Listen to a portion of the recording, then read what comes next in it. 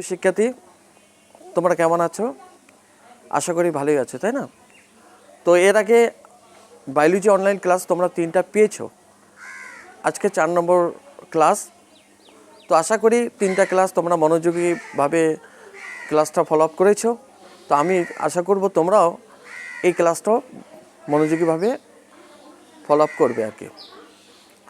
তো আজকে যে অধ্যায় আলোচনা করব সেই অধ্যায়টা তোমরা খেয়াল করে দেখো যে বায়োলজি পেপার 2 চ্যাপ্টার 5 শ্বসন ও শ্বাসক্রিয়া, রেসপিরেশন অ্যান্ড ব্রিথিংস। তো এই শ্বসন ও শ্বাসক্রিয়াটা হচ্ছে এটাও একটা তন্ত্রের মধ্যে। সেই তন্ত্রটা বা সেই সিস্টেমটার নাম হচ্ছে রেসপিরেটরি সিস্টেম। তো মানবদেহে যে উল্লেখযোগ্য যে 9টি সিস্টেম রয়েছে সেই 9টি সিস্টেমের মধ্যে শ্বসনতন্ত্র একটা গুরুত্বপূর্ণ তন্ত্র।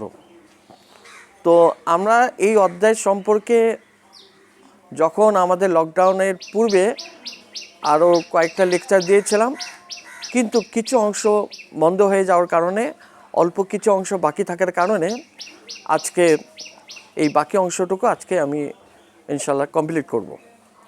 তো খেয়াল করে দেখো, তো শ্বসনতন্ত্র যখন আমরা পড়ব, সেই শ্বসনতন্ত্র পড়তে গেলে প্রথমে শ্বসনটা কী জিনিস, রেসপিরেশনটা কী জিনিস সেই সম্পর্কে আগে জানব।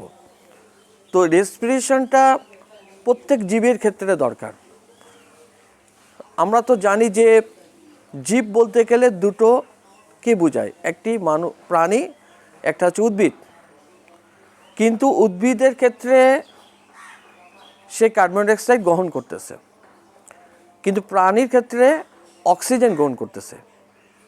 তো এখন প্রাণীর ক্ষেত্রে শ্বসনের সংজ্ঞা হচ্ছে, অর্থাৎ যে প্রক্রিয়ায় প্রাণী বা মানুষ পরিবেশ হতে অক্সিজেন গ্রহণ করে, সেই অক্সিজেনকে কোষস্থ খাদ্যকে বস্তুতে জারিত করে শক্তি উৎপন্ন করছে, উপজাত হিসাবে কার্বন ডাইঅক্সাইড এবং পানি উৎপন্ন করছে, সেই প্রক্রিয়াকেই শ্বসন বলা হয়। তো শ্বসন প্রক্রিয়াটা হচ্ছে 2টা ভাগে বিভক্ত। একটা হচ্ছে বহিঃশ্বসন, একটা হচ্ছে অন্তঃশ্বসন। একটা হচ্ছে এক্সটার্নাল রেসপিরেশন, একটা হচ্ছে ইন্টারনাল রেসপিরেশন। এক্সটার্নাল রেসপিরেশনের ক্ষেত্রে আমরা 2টি ভাগে বিভক্ত, এরকম আমরা ক্লাস আলোচনা করেছিলাম, শ্বাস গ্রহণ এবং শ্বাস ত্যাগ। একটা হচ্ছে প্রশ্বাস, একটা হচ্ছে নিঃশ্বাস। আর অন্তঃশ্বসন প্রক্রিয়াটা 2টা ভাগে বিভক্ত, অক্সিজেন পরিবহন এবং কার্বন ডাইঅক্সাইড পরিবহন। তো এই অন্তঃশ্বসন এবং বহিঃশ্বসনের মধ্যে কিছু পার্থক্য রয়েছে, আমরা একটু জেনে রাখাটাই ভালো। বহিঃশ্বসন এবং অন্তঃশ্বসনের মধ্যে পার্থক্য হচ্ছে, বহিঃশ্বসনটা হচ্ছে একটা ভৌত প্রক্রিয়া, ফিজিক্যাল প্রসেস বলবো। আর অন্তঃশ্বসনটা হচ্ছে কি, রাসায়নিক প্রক্রিয়া, কেমিক্যাল প্রসেস। এই বহিঃশ্বসন প্রক্রিয়াটা হচ্ছে ক্ষেত্রে কোনো শক্তি উৎপন্ন হয় না, অন্তঃশ্বসন প্রক্রিয়ার ক্ষেত্রে শক্তি উৎপন্ন হচ্ছে। বহিঃশ্বসন প্রক্রিয়ায় এনজাইমের কোনো ভূমিকা নেই, অন্তঃশ্বসন প্রক্রিয়ায় এনজাইমের ভূমিকা আছে। বহিঃশ্বসন প্রক্রিয়া হচ্ছে 2টা ভাগে বিভক্ত, শ্বাস গ্রহণ, শ্বাস ত্যাগ। অন্তঃশ্বসন প্রক্রিয়া 2টি ভাগে বিভক্ত, একটা হচ্ছে অক্সিজেন পরিবহন এবং কার্বন ডাইঅক্সাইড পরিবহন। তো এর আগে যখন আগের বইগুলোতে এই অন্তঃশ্বসন প্রক্রিয়া তোমাদের জেনে রাখে ভালো, 3টা ভাগে বিভক্ত ছিল। একটা হচ্ছে অক্সিজেন পরিবহন, 2 হচ্ছে গ্লুকোজের জারণ ও শক্তি উৎপাদন, আর একটা হচ্ছে কার্বন ডাইঅক্সাইড পরিবহন। তো এই বহিঃশ্বসন প্রক্রিয়ায় এবং অন্তঃশ্বসন প্রক্রিয়া সম্পর্কে আমাদের কিছুটা ধারণা হলো। এখন আজকে যে আলোচনার বিষয়গুলো তোমরা খেয়াল করে দেখো। একটা হচ্ছে অন্তঃশ্বসন প্রক্রিয়া, একটা 2 নম্বর হচ্ছে সাইনোসাইটিস, 3 নম্বর হচ্ছে অটিটিস মিডিয়া। তো এই 3টা সম্পর্কে আজকে তোমাদের সামনে বিস্তারিত আলোচনা করব। প্রথমে আমাদের আলোচনা 1, অন্তঃশ্বসন। অন্তঃশ্বসন হচ্ছে ইন্টারনাল রেসপিরেশন। অন্তঃশ্বসন প্রক্রিয়ায় কিভাবে অক্সিজেন এবং কার্বন ডাই অক্সাইড পরিবহন করে।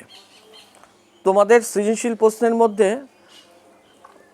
কোন প্রক্রিয়া অন্তঃশোষণ বা বহিঃ শোষণ এই প্রক্রিয়ার কথা উল্লেখ থাকবে না, কিন্তু তোমাদের দেখা যাচ্ছে প্রয়োগ উচ্চতার দক্ষতার ক্ষেত্রে তোমাদের প্রশ্ন থাকতেই পারে যে উক্ত প্রক্রিয়ার ক্ষেত্রে অক্সিজেন এবং কার্বন ডাই অক্সাইড পরিবহন কীভাবে নিয়ন্ত্রিত হয়, এটা তোমার ভাষা। বহিঃ শোষণের প্রক্রিয়ার ক্ষেত্রে অক্সিজেন এবং কার্বন ডাই অক্সাইড অর্থাৎ পরিবহন ঘটে হতে পারে, অন্তঃশোষণ প্রক্রিয়ার ক্ষেত্রে অক্সিজেন এবং কার্বন ডাই অক্সাইড পরিবহন হয়, সেটা হতে পারে। কিন্তু তোমাকে আইডেন্টিফাই করতে হবে এই প্রক্রিয়াটা কোনটা, এটা কি বহিঃ শোষণ প্রক্রিয়া নাকি অন্তঃশোষণ প্রক্রিয়া। তো আমরা কিছু লক্ষণের মাধ্যমে, কিছু সিমটমের মাধ্যমে আমরা অন্তঃশোষণ প্রক্রিয়াটা আমরা কি করব, আইডেন্টিফাই করব। তো আমাদের যাই হোক না কেন, আজকে অন্তঃশোষণ প্রক্রিয়া সম্পর্কে আমি বিস্তারিত আলোচনা তোমাদের সামনে করতেছি। তোমরা মনোযোগী করে এই আমার ক্লাসটা একটু ফলো আপ করো। তো অন্তঃশোষণ প্রক্রিয়ার ক্ষেত্রে দেখো যে প্রথম ধাপটা হচ্ছে অক্সিজেন পরিবহনের ক্ষেত্রে। তো প্লিজ দেখো যে অক্সিজেন পরিবহনের ক্ষেত্রে আমরা দেখতে পাচ্ছি যে এই অক্সিজেন পরিবহনের ক্ষেত্রে দুটি ভাগে ভাগ করা আছে। একটা আছে ভৌত দ্রবণ আর একটা আছে রাসায়নিক যৌগরূপে। তো এখানে ভৌত দ্রবণ এবং রাসায়নিক যৌগরূপে কি অক্সিজেন পরিবহন হচ্ছে। এই অন্তঃশোষণ প্রক্রিয়ার ক্ষেত্রে তোমাদের যখন আলোচনা করার আগে তোমাদের কিছু একটা সম্পর্কে তোমাদের মনে করে দিচ্ছি। তোমরা কি মনে আছে যে যখন চ্যাপ্টার 4 পড়িয়েছিলাম সেখানে হচ্ছে সিস্টেমেটিক ব্লাড সার্কুলেশন সম্পর্কে আলোচনা করেছিলাম। সিস্টেমেটিক ব্লাড সার্কুলেশন তোমার একটা মানে সারমর্ম হচ্ছে, তো আমরা জানি যে মানব দেহে কার্বন ডাই অক্সাইড যুক্ত রক্ত কি মহাশিরার মাধ্যমে কোথায় আসতেছে, ঊর্ধ্ব মহাশিরা নিম্ন মহাশিরার মাধ্যমে কোথায় আসে, ডান অলিন্দে আসতেছে। ডান অলিন্দের থেকে রক্তটা আবার কোথায়, ডান নিলয়তে যাচ্ছে। ডান নিলয় থেকে আবার রক্তটা কার্বন ডাই অক্সাইড যুক্ত রক্তটা পালমোনারি ধমনির মাধ্যমে ফুসফুসে যায়। তো আমরা জানি ফুসফুসে যখন যাচ্ছে, ফুসফুসে যাওয়ার ফলে একটা তাদের মধ্যে কি গ্যাসের বিনিময় ঘটে, গ্যাসের এক্সচেঞ্জ ঘটে।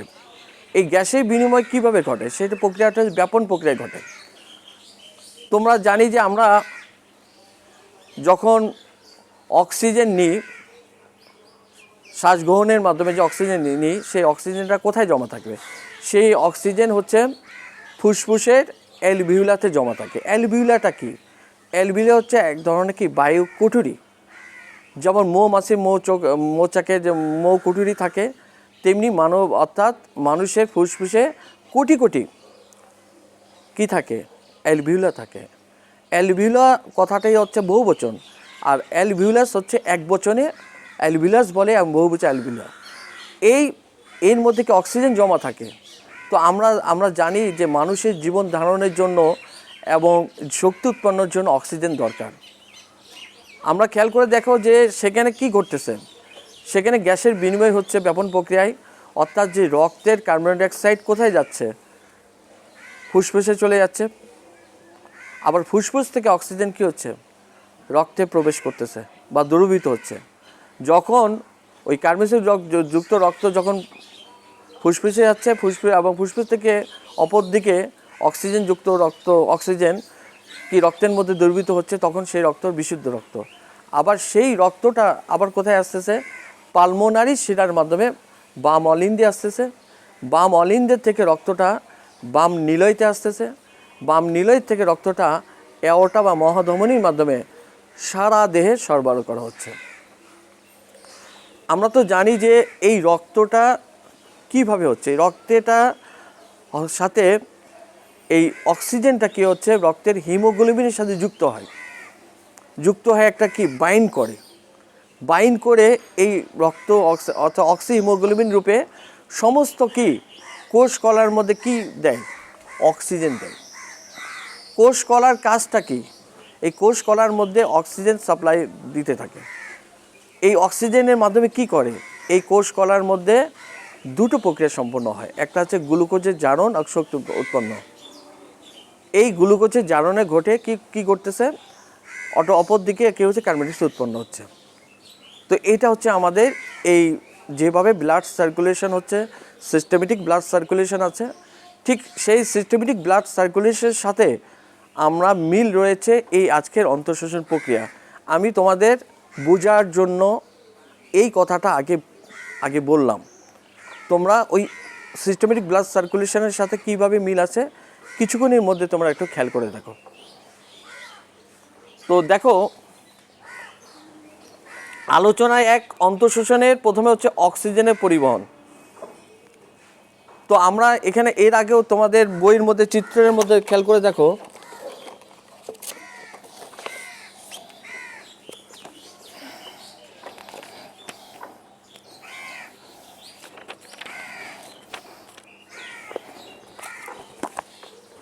এই চিত্রটা একটা তোমরা খেয়াল করে দেখো, এই চিত্রটা তোমরা এটা খেয়াল করে দেখো। এইটা হচ্ছে কি, একটা হচ্ছে গ্যাসের বিনিময় করতেছে, গ্যাসের কি হচ্ছে বিনিময় করতেছে, কি প্রক্রিয়ায়, ব্যাপন প্রক্রিয়ায়। এক প্রক্রিয়া কি হচ্ছে অক্সিজেন রক্তে দ্রবীভূত হচ্ছে, অন্য প্রক্রিয়া কি হচ্ছে কার্বন ডাইঅক্সাইড কি ফুসফুসে যাচ্ছে।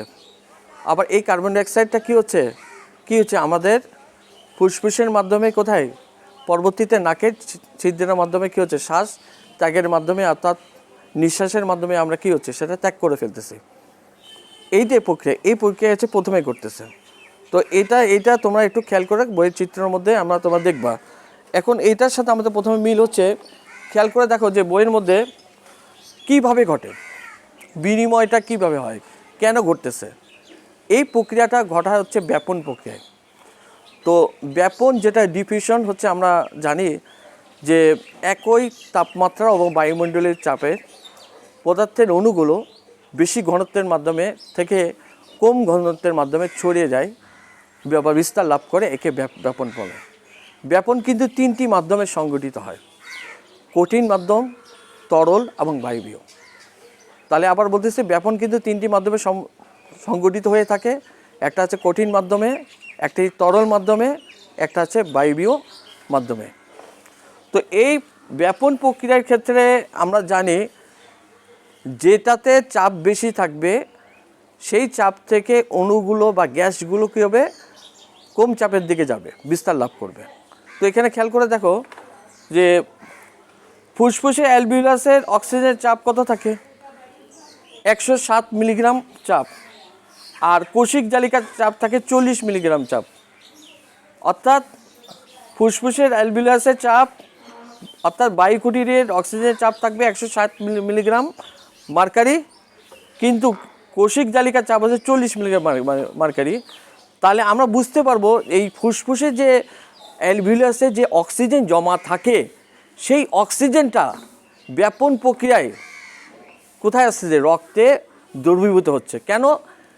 অর্থাৎ অ্যালভিওলার চাপটা বেশি ছিল, কোষিক জালিকার চাপটা কম, অর্থাৎ অ্যালভিওলার থেকে অক্সিজেন অটোমেটিকভাবে কোথায় আসতেছে, এই কোষিক জালিকাতে আসতেছে।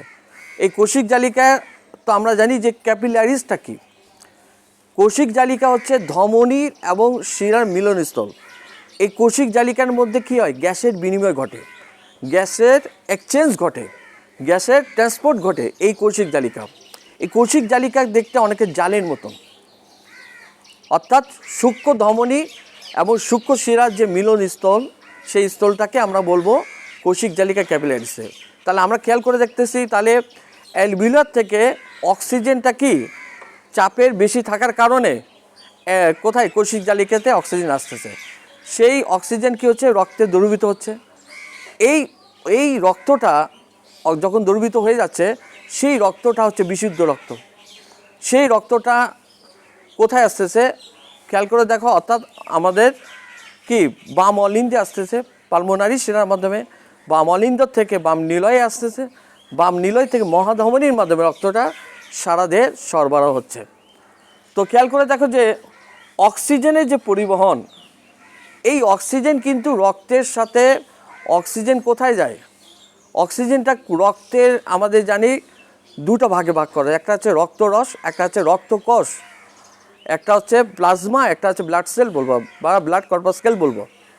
তো এই অক্সিজেনটা কার সাথে যুক্ত হয়? এই অক্সিজেনটা হচ্ছে আমাদের রক্ত কোষে বা রক্তকণিকাতে লাল রক্তকণিকা আছে, যেটাকে বলা হচ্ছে আরবিসি, রেড ব্লাড কর্পাসকেল বা লোহিত রক্তকণিকা। এই লোহিত রক্তকণিকার যে হিমোগ্লোবিন আছে, সেই হিমোগ্লোবিনের সাথে অর্থাৎ রক্তের অক্সিজেন কি থাকে, বাইন্ড থাকে, যুক্ত হয়। যুক্ত হয়ে কী রূপে, কোন যৌগ রূপে প্রবাহিত হয়? অক্সি হিমোগ্লোবিন রূপে। কী হিসাবে যুক্ত হয়? অক্সি হিমোগ্লোবিন রূপে। আমি আরেকটি বইতে রেফারেন্স পেয়েছি যে 98% অর্থাৎ 98% রক্ত অক্সিজেন এবং হিমোগ্লোবিনের সাথে যুক্ত হয়, গিয়ে পরিবাহিত হয়। মাত্র 2% অক্সিজেন কি মুক্তভাবে পরিবাহিত হতে পারে। তাহলে আমাদের কি, তাহলে রক্ত কী হচ্ছে, পরিবহন হচ্ছে। তাহলে এই ক নম্বর অক্সিজেন পরিবহন হচ্ছে। এই পরিবহনটা কীভাবে হচ্ছে? দুইভাবে হচ্ছে। একটা হচ্ছে ভৌত দ্রবণ রূপে, একটা হচ্ছে রাসায়নিক যৌগ রূপে। তো ভৌত দ্রবণ হচ্ছে 100 মিলি রক্তে 0.2 মিলি অক্সিজেন ভৌত দ্রবণ রূপে পরিবাহিত হচ্ছে। 2 নম্বর হচ্ছে রাসায়নিক যৌগ রূপে। দেখো এখানে ওই যে হিমোগ্লোবিনের সাথে আমি যে কথা বললাম, সেটা দেখো যে এই রিয়াকশনের মাধ্যমে আমরা দেখাচ্ছি যে হিমোগ্লোবিনের সাথে অক্সিজেন যুক্ত হয়ে অক্সি হিমোগ্লোবিন রূপে যৌগ গঠন করতেছে, এই রূপে। ঠিক আছে? তো আমরা জানি যে এই যখনই এই অক্সিজেনগুলো কী হচ্ছে, রক্ত কী হচ্ছে, সমস্ত দেহের কোষ কলার সাথে রক্তের একটা সম্পর্ক রয়েছে। এই কেন রক্তের সম্পর্ক আছে? রক্তের মধ্যে সবচেয়ে উল্লেখযোগ্য হচ্ছে রক্তের প্রধান কাজ অক্সিজেন পরিবহন করা। আমাদের জানি যে মানব দেহের বেঁচে থাকার জন্য, প্রাণীর বেঁচে থাকার জন্য অক্সিজেন দরকার। তো মাই স্টুডেন্ট, ফলো আপ করো, কেন অক্সিজেন দরকার? এই অক্সিজেন শক্তি উৎপন্ন করার জন্য, শক্তির বিক্রিয়া সংঘটিত করার জন্য এই অক্সিজেন কি হচ্ছে, প্রয়োজন রয়েছে। তাহলে প্রতিটি কোষ কলায় যখন অক্সিজেন সাপ্লাই দিতে থাকে, খেয়াল করে রাখো, প্রতিটি তুমি 100 টাকা প্রত্যেককে যদি 5 টাকা করে সাপ্লাই দিতে থাকো, তাহলে এক সময় তোমার হাতে কি হবে, টাকা থাকবে না। তেমনি রক্তের মাধ্যমে অটোমেটিকভাবে অক্সিজেনগুলো সাপ্লাই দিতে দেয় কোষকলার মধ্যে। তো কোষকলার মধ্যে তাদের শক্তি উৎপাদন করে। এই শক্তি উৎপাদন হচ্ছে 2টি প্রক্রিয়ায় করা হয়। সেই শক্তি উৎপাদন তোমরা ফার্স্ট পার্টে অনেক সময় পড়েছিলে যে গ্লাইকোলাইসিস প্রক্রিয়া। গ্লাইকোলাইসিস প্রক্রিয়াটা কোষের সাইটোপ্লাজমের মধ্যে সংঘটিত হচ্ছে, আর ক্রেবস চক্রটা সংঘটিত হচ্ছে কোষের মাইটোকন্ড্রিয়ানে।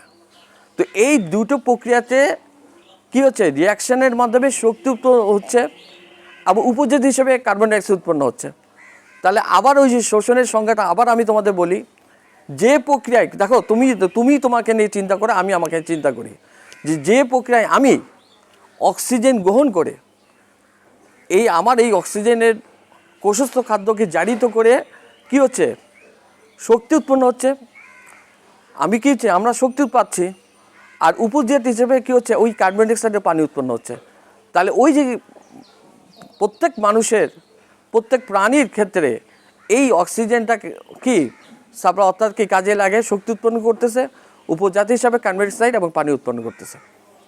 বুঝতে পেরেছো? তাহলে কার্বন ডাইঅক্সাইড এবং পানি উৎপন্ন, এই যে কার্বন, তুমি তো চিন্তা করে দেখো যে ধমনির মাধ্যমে সারা দেহে অক্সিজেন সাপ্লাই হয়, আর অপর দিকে আবার কী হচ্ছে, কার্বন ডাইঅক্সাইড আবার এই রক্ত আবার কার্বন ডাইঅক্সাইড রূপান্তরিত হয়। আবার কার্বন ডাইঅক্সাইড যুক্ত রক্ত কী করে হচ্ছে, আবার কোথায় আসতে দেয়, হৃৎপিণ্ডে আসে, হার্টে আসে। হার্ট কী করে, আবার হার্ট কিন্তু রক্ত পাম্প করার জন্য, হার্ট কী করে, রক্ত নিয়ে আসে, রক্ত সাপ্লাই দেয়, পাম্পিং করে। Pumping organ, receive blood and distribute blood. কিন্তু হার্টের কাজ কি রক্তকে বিশুদ্ধ করা কাজ না। রক্ত বিশুদ্ধ করার জন্য হৃৎপিণ্ড কী করে, এই রক্তটাকে কোথায় পাঠায়, ফুসফুসে পাঠায়, যে লাং। তো মাই স্টুডেন্ট, তো একটি কথা তোমাদের জানো যে, তাহলে চিন্তা করো যে হৃৎপিণ্ড এবং লাং অর্থাৎ ফুসফুসের মধ্যে একটা গুরুত্বপূর্ণ সম্পর্ক রয়েছে, একটা হৃদ্যতার সম্পর্ক রয়েছে। কারণ একটা ছাড়া একটা চলবে না, একটা ছাড়া একটা চলবে না। এই জন্য তোমরা ছবির মধ্যে দেখবা, অ্যানাটমির মধ্যে দেখবা, হিউম্যান অ্যানাটমির মধ্যে দেখবা যে ফুসফুসের মাঝেই কিন্তু হার্টের অবস্থান করা আছে। এই জন্য হার্ট, আর এই ক্ষেত্রে আমরা আবার বলতেছি, এই ক্ষেত্রে তোমাদের বোঝার জন্য কথাগুলো তোমাদের বিস্তারিত বলা হচ্ছে আর কি। তো তাহলে কী হচ্ছে, তাহলে এখানে কিন্তু আমি বলেছিলাম যে আগের বইগুলোতে আমরা যে 3টা ধাপ পড়িয়েছিলাম অন্তঃশোষণ প্রক্রিয়ায়। একটা হচ্ছে অক্সিজেন পরিবহন, 2 নম্বর হচ্ছে গ্লুকোজের জারণ ও শক্তি উৎপাদন, 3 নম্বর হচ্ছে কার্বন ডাইঅক্সাইড পরিবহন। তো এখানে হচ্ছে গ্লুকোজের জারণটা হচ্ছে আমি মুখের মাধ্যমে তোমাদের বুঝিয়েছি। তাহলে কী হচ্ছে, কীভাবে তাহলে তোমরা দেখো অটোমেটিকভাবে অক্সিজেন যুক্ত যখন সাপ্লাই দিতে দিতে আবার অপর দিক থেকে হচ্ছে এই অক্সিজেন সাপ্লাই যখন সংকট হয়ে যায়, অপর দিকে রিয়াকশনের মাধ্যমে উপজাতি হিসাবে কার্বন ডাইঅক্সাইড উৎপন্ন হচ্ছে। আবার এই কার্বন ডাইঅক্সাইড হচ্ছে আবার রক্তের মাধ্যমে পরিবাহিত হয়। তো তোমরা দেখো যে খ নম্বর কার্বন ডাইঅক্সাইড পরিবহন ঘটে রক্তের মাধ্যমে 3 ভাবে। তাহলে কয়ভাবে পরিবহন ঘটে? 3টা ভাগে। 1 নম্বর হচ্ছে ভৌত দ্রবণ রূপে, 2 কার্বামিনো যৌগরূপে, 3 বাইকার্বনেট যৌগরূপে। তো ভৌত দ্রবণ রূপে তোমরা খেয়াল করে রাখো কোথায় ঘটে, আবার রক্তরস ও পানির মধ্যে। রক্তরস এবং রক্তরস এটা কোথায় ঘটে? অর্থাৎ রক্তের কোনো আমি বলতেছি রক্তের 2 ভাগে বিভক্ত প্রধানত, একটা প্লাজমা, একটা হচ্ছে রক্তকোষ। তো এই প্রক্রিয়াটা 2টা জায়গায় ঘটে। একটা তুমি দেখবে কোথাওটা রক্তরসে ঘটতেছে, কোথাওটা রক্তকোষের ক্ষেত্রে, রক্তকণিকার ক্ষেত্রে, বিশেষ করে আরবিসি লোহিত রক্তকণিকায়। তাহলে কার্বন ডাইঅক্সাইড ভৌত দ্রবণ রূপে কী হচ্ছে, রক্তরসে এর পানির সাথে কার্বন ডাইঅক্সাইড পরিবহন ঘটে। কি হয়, পানির সাথে এই বিক্রিয়াটা হয় কোথায়? রক্তরসে, প্লাজমাতে। কার্বন ডাইঅক্সাইড এবং পানির সাথে বিক্রিয়া করে কি উৎপন্ন করে? কার্বনিক অ্যাসিড উৎপন্ন করে। এবং এই বিক্রিয়াটা কে করে? সহায়তা করে কার্বনিক অ্যানহাইড্রেস এনজাইম সহায়তা করে, বিক্রিয়াটা প্রবাহী হিসেবে কাজ করে থাকে। 1 2 নম্বর হচ্ছে কার্বামিনো যৌগরূপে। খেয়াল করে দেখো যে কার্বামিনো যৌগরূপে। তো কার্বন ডাইঅক্সাইড এই প্রক্রিয়াটা কোথায় ঘটে? ওই প্রক্রিয়াটা ঘটতেছে রক্তরসে, প্লাজমাতে। আর এই প্রক্রিয়াটা ঘটে হচ্ছে আরবিসি লোহিত রক্তকণিকায়। তো লোহিত রক্তকণিকায় এই প্রক্রিয়া সংঘটিত ঘটে। অর্থাৎ কার্বন ডাইঅক্সাইড কোথায় যায়? রক্তরস থেকে কোথায় আবার যায়? রক্তকণিকায়। কোন রক্তকণিকায়? লোহিত রক্তকণিকায়, সেটা হচ্ছে আরবিসি। দেখো কার্বন ডাইঅক্সাইড প্রবেশ করে কোথায়? আরবিসিতে, লোহিত রক্তকণিকায়। এই তাহলে কার্বামিনো যৌগরূপে তাহলে প্রক্রিয়াটা সংঘটিত কোথায় হচ্ছে? এই প্রক্রিয়াটা হচ্ছে লোহিত রক্তকণিকাতে। তো কার্বন ডাইঅক্সাইড কী হচ্ছে, হিমোগ্লোবিনের সাথে। আমরা জানি যে লোহিত রক্তকণিকার মধ্যে গুরুত্বপূর্ণ জিনিস হচ্ছে, যেটার জন্য রক্ত লাল বর্ণে দেখায়, সেটা হচ্ছে হিমোগ্লোবিন। এই হিমোগ্লোবিন একটা গুরুত্বপূর্ণ একটা পদার্থ। এই হিমোগ্লোবিনের সাথে কার্বন ডাইঅক্সাইড কী হচ্ছে, যুক্ত হয়। যুক্ত হয়ে কি হচ্ছে, কার্বোমিনো হিমোগ্লোবিন যৌগ গঠন করে। তাহলে এই পর্যন্ত এই 2 নম্বর ধাপ কমপ্লিট। আবার 3 নম্বর হচ্ছে বাইকার্বনেট যৌগরূপে। তো বাইকার্বনেট যৌগরূপে বলতে কি যাচ্ছে, দ্রবণে কার্বন ডাইঅক্সাইড পরিবহন করে 2 ভাবে। একটা হচ্ছে সোডিয়াম বাইকার্বনেট হিসাবে, একটা হচ্ছে পটাশিয়াম বাইকার্বনেট হিসাবে। তো কার্বনিক অ্যাসিড সোডিয়ামের সাথে যুক্ত হয়ে সোডিয়াম বাইকার্বনেট হিসাবে প্রবাহিত হচ্ছে, আর কার্বনিক অ্যাসিড পটাশিয়ামের সাথে যুক্ত হয়ে পটাশিয়াম বাইকার্বনেট হচ্ছে। কিন্তু সোডিয়াম বাইকার্বনেট কোথায় ঘটতেছে? রক্তে, রক্তরসে, প্লাজমাতে। আর পটাশিয়াম বাইকার্বনেট কোথায় হচ্ছে? লোহিত রক্তকণিকাতে। তাহলে এই দুটো প্রক্রিয়াটাও কোথায় হচ্ছে? রক্তের 2 জায়গায় ঘটতেছে। তাহলে কার্বন ডাইঅক্সাইড পরিবহন করতেছে। তো এটা হচ্ছে আমাদের এই পর্যন্ত আজকে এই অন্তঃশোষণ প্রক্রিয়ায়। অর্থাৎ অন্তঃশোষণ প্রক্রিয়ার ক্ষেত্রে অক্সিজেনের পরিবহন ঘটবে, এবং অক্সিজেন পরিবহন করার পর এই অক্সিজেনকে কাজে লাগায় শক্তি উৎপন্ন হয়। উপজাত হিসাবে আবার কার্বন ডাইঅক্সাইড উৎপন্ন হচ্ছে এবং পানি উৎপন্ন হচ্ছে। আবার এই কার্বন ডাইঅক্সাইড অটোমেটিকভাবে কিছু রিয়াকশনের মাধ্যমে 3টা ধাপের মাধ্যমে, অর্থাৎ ভৌত দ্রবণ রূপে, 2 নম্বর হচ্ছে কার্বামিনো যৌগরূপে এবং বাইকার্বনেট যৌগরূপে কি রক্তের মধ্যে পরিবাহিত হয়। এই পরিবাহিত হওয়ার মধ্যে আমাদের অন্তঃশোষণ প্রক্রিয়াটি কমপ্লিট সম্পন্ন হয়ে থাকে। এটা একটা ব্যাপার। তাহলে আমরা এই অন্তঃশোষণ সম্পর্কে আমরা জানলাম। 2 নম্বর হচ্ছে জানবো হচ্ছে শ্বাসরঞ্জক, যেটা হিমোগ্লোবিন। হিম এবং গ্লোবিন, ঠিক আছে। হিম অর্থাৎ আয়রন এবং গ্লোবিন অর্থাৎ প্রোটিন, এই দুটো উপাদান মিলে হিমোগ্লোবিনের নাম করা হয়েছে। এবং হিমোগ্লোবিনের সাথে কি থাকে আমরা খেয়াল করি, এটা হচ্ছে 4টি একক অক্সিজেন যুক্ত থাকে। এই জন্য এটা অক্সি হিমোগ্লোবিন রূপে যৌগরূপে গঠন করে থাকে। বুঝতে পেরেছ? তাহলে আমাদের শ্বাসসংযোগের এবং আমরা জানি অক্সিজেনের ক্ষেত্রে, শোষণের ক্ষেত্রে এই হিমোগ্লোবিনের উপাদানে বিশেষ গুরুত্বপূর্ণ ভূমিকা রয়েছে। 2 নম্বর হচ্ছে সাইনোসাইটিস। তো my dear student, sinusitis, otitis media 3 number, এই দুটোই আমরা একসাথেই প্রেজেন্টেশন করতেছি। যে সাইনোসাইটিস কি, আমরা জানি যে রেসপিরেটরি সিস্টেম, তো রেসপিরেটরি মানবদেহের মধ্যে 4টা ট্র্যাক রয়েছে। একটা হচ্ছে আরটিআই, একটা হচ্ছে জিটিআই, একটা হচ্ছে এসএসটিআই, একটা হচ্ছে ইউটিআই। আরটিআই হচ্ছে respiratory tract infection, GITI gastro intestinal tract infection, SSTI skin and soft tissue infection, UTI হচ্ছে ইউরিনারি ট্র্যাক ইনফেকশন। এর মধ্যে 4টি ট্র্যাক্টের মধ্যে সবচেয়ে বেশি, তোমাকে যদি প্রশ্ন করি যে দেখো প্রিয় শিক্ষার্থী বলো যে কোন সিস্টেম, কোন ট্র্যাক সবচেয়ে বেশি সংক্রমণ হয়, তোমরা জানো, মনে রাখো আরটিআই, রেসপিরেটরি। কারণ বর্তমানে যে কোনো অণুজীব প্রবেশের জন্য শোষণতন্ত্রের কারণে এটা বেশি বেশি সংক্রমিত হতে পারে। কেন আমরা এই যে মহামারী, এটাও তো এক ধরনের সংক্রমণ, ইনফেকশন, এই সংক্রমণে কেন মাস্ক ব্যবহার করা হয়? শুধুমাত্র আমাদের শোষণতন্ত্রকে কী করার জন্য, নিরাপদ অর্থাৎ রাখার জন্য।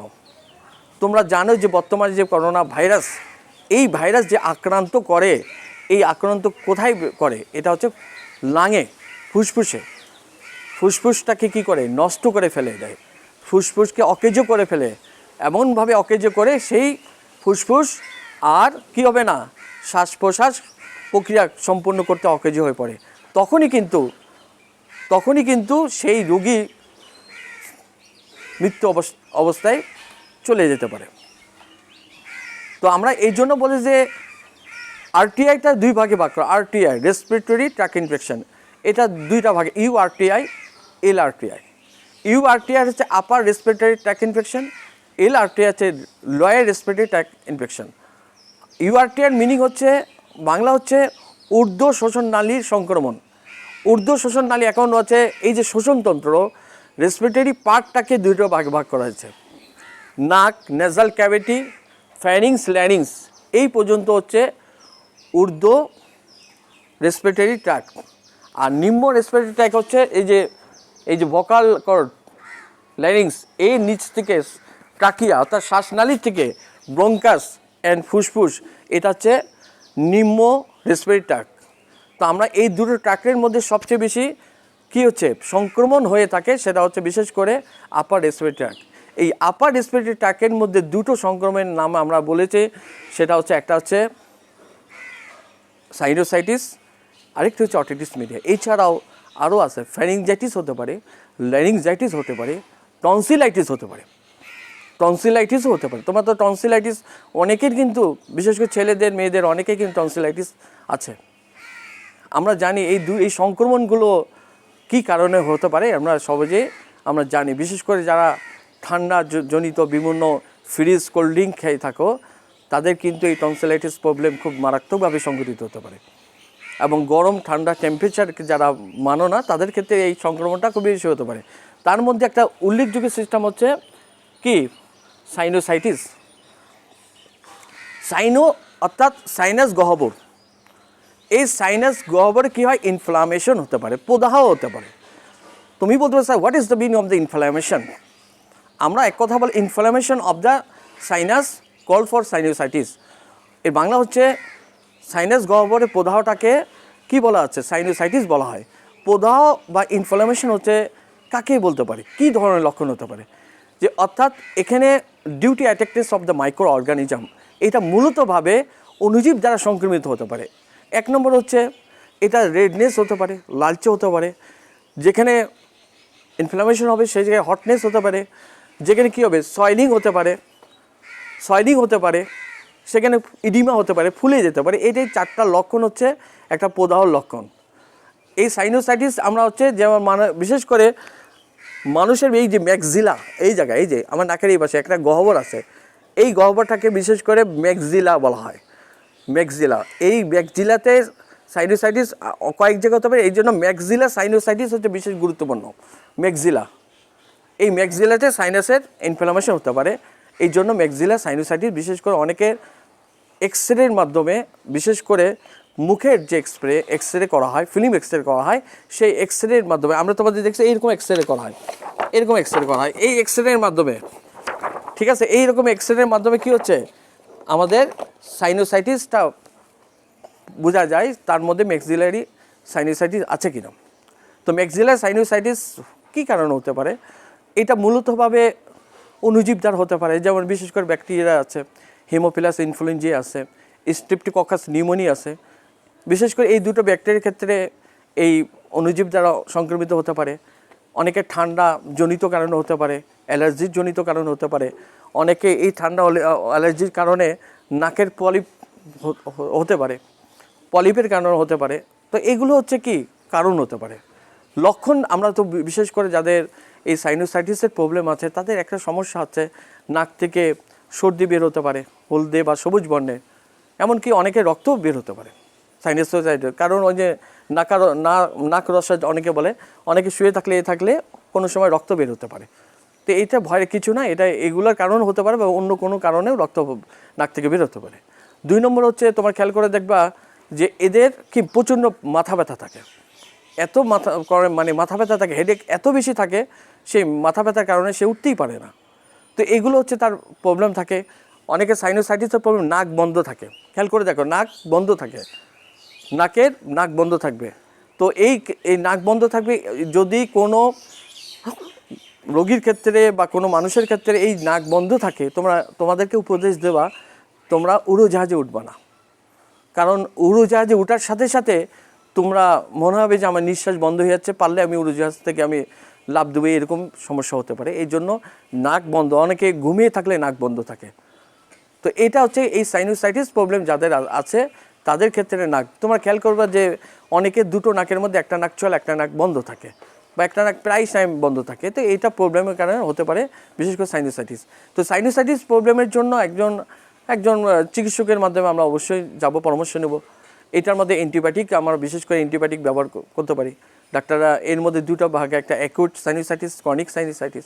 অ্যাকুট সাইনোসাইটিস প্রায় 2 মাস পর্যন্ত থাকতে পারে, ক্রনিকের ক্ষেত্রে 2 মাসের বেশি হতে পারে। তো বলতেছে যে চিকিৎসার ক্ষেত্রে ক্রনিকের জন্যও করা হয়েছে, অ্যাকুটের জন্য চিকিৎসা 2 সপ্তাহ নেওয়া যেতে পারে। তো এই ক্রনিকের জন্য অ্যান্টিবায়োটিক, অ্যান্টি অ্যালার্জিক এগুলো আমরা সাইনোসাইটিসের ক্ষেত্রে ব্যবহার করতে পারি। কিছুটা আমরা নাকে স্প্রে করতে পারি। নাকের মধ্যে বিশেষ করে যে গরম পানিতে তোমার বেনজোইক অ্যাসিড ব্যবহার করে ওইটা দিয়ে তুমি নাক টানলে দিনে 2 বার করে, তাহলে কি হবে, সেই সাইনাসের গহ্বরগুলো অনেকটা পরিষ্কার হয়ে যায়। সেটাও আমরা করতে পারি। 3 নম্বর হচ্ছে অটিটিস মিডিয়া। অটিটিস মিডিয়া আমরা জানি যে কর্ণটাকে 3 ভাগে ভাগ করা আছে। একটা হচ্ছে বহিকর্ণ, একটা হচ্ছে মধ্যকর্ণ, একটা হচ্ছে অন্তঃকর্ণ। তো মধ্যকর্ণটা হচ্ছে বহিকর্ণের, অর্থাৎ মধ্যকর্ণের প্রদাহকে আমরা বলবো অটিটিস মিডিয়া। এই মধ্যকর্ণের প্রদাহটাকে ক্ষেত্রে আমরা জানি বিশেষ করে এই প্রদাহটা হলে তো অনেকের এটাও ঠান্ডাজনিত কারণে হতে পারে। শিশুদের ক্ষেত্রে অনেকে দুধ পান না করালে হতে পারে। তো এই বিভিন্ন কারণ হতে পারে। এই মধ্যকর্ণের প্রভাবের কারণে অনেকে কি হবে যে কানের পর্দা কি ছিদ্র হয়ে যেতে পারে। কানের পর্দা ছিদ্র হয়ে কি ওখান থেকে পুঁজ বা রক্তক্ষরণ হতে পারে। এটা হচ্ছে জটিলতা অবস্থা হতে পারে। অনেকে আবার মধ্যকর্ণের যে কর্ণাস্থি আছে 3 ধরনের, এই কর্ণাস্থির ক্ষেত্রেও প্রবলেম হতে পারে, এই বিশেষ করে অটিটিস মিডিয়া আসলে বিশেষ করে তার কি হবে, কানটা